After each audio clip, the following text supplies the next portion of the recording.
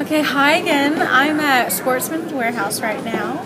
I have Two Gun Jake, who will be giving me a nice interview about why he hunts, how long he's been doing it, and like his whole passion about hunting. So I'll switch it over to Mr. Two Gun Jake. I'm going to tell you a little bit about hunting. I've been hunting my whole life, really gotten into it the last 5 years, but I love doing it, I love being out in God's creation, just enjoying that.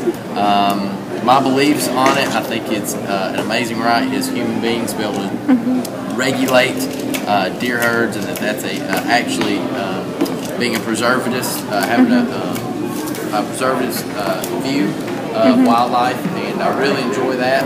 I also enjoy doing things to provide for my family, my close friends, which is great to get to that as well. It's so much fun.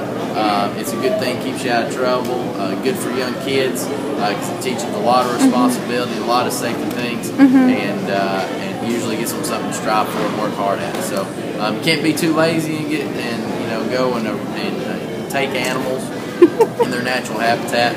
It doesn't work too well. So it teaches kids a lot of great things and gives you a lot of reward for working real hard. So which is a good thing when you teach your kids. So go buy a gun and find something to shoot. I will get two stands on this, one from a perspective from a ranger and one from an avid hunter. And I'm at Chickamauga Battlefield right now, and I'm interviewing Tyler Buckley, and I will switch it over to him. Go ahead, Mr. Buckley.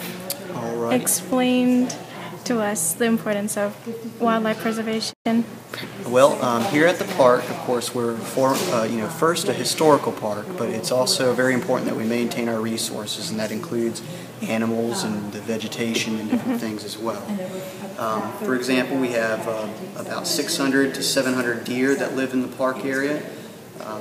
And so, it's very important that we don't have hunters coming in and poaching and disturbing that wildlife, because it's something that all visitors can enjoy while they're out on the battlefield, whether it's they're enjoying the historical side of things, and they can also see the deer or the wild turkey and the other different species that live in the park. But also those that come to the park for recreational purposes. They're out hiking or biking. It's something that they can enjoy, and I know that I do enjoy it when I'm out there as well. And I think it's very important that we maintain this for future generations, because if we did allow hunting here in the battlefield, of course, those populations would go down very quickly.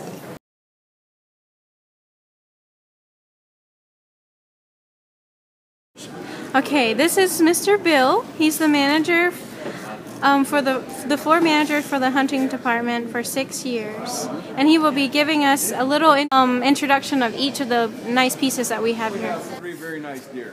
Okay. These are white-tailed deer. The one in the middle is a new Georgia Wildlife Management Area record. It was taken 2 years ago by one of our employees, David Miller. These are the innocent animals that have been mounted for the pleasure of hunting. My first example is going to be an 8-point whitetail, a bullhorn antelope.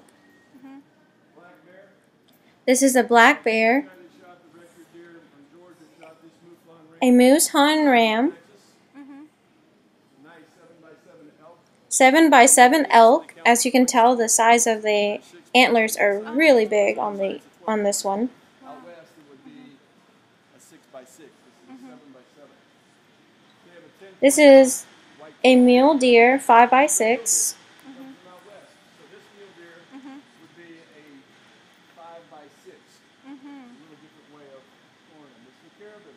And this is a caribou, which reminds me of a reindeer. This is a whitetail, another whitetail, and a whitetail.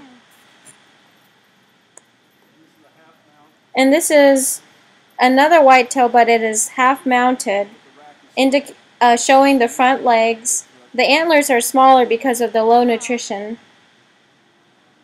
And this is a boar, which is a big problem in states that have peanuts, that farm peanuts, due to the fact that it can uproot a whole acreage of peanuts in one night.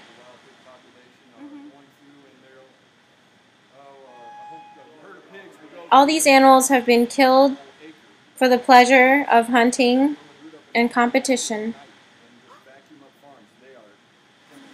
Wow, I did not know that. Oh yes, they're very much the nuisance. And what's the problems with deer if we let them get overpopulated? Okay, if you have, and we'll just say a piece of land. Okay. We'll just use 100 acres square. Okay. That piece of land has a certain amount of cover, food, and water. And let's say it can support 50 deer.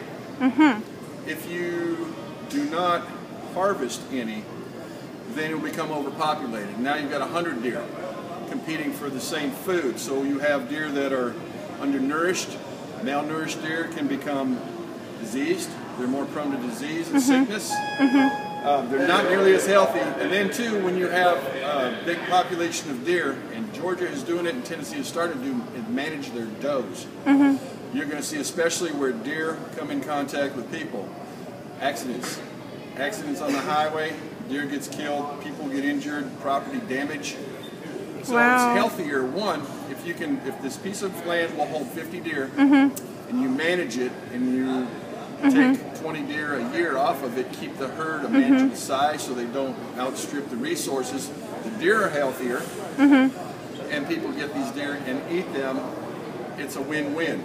Right. It's And like you keep it at a manageable level. it's like the ecosystem.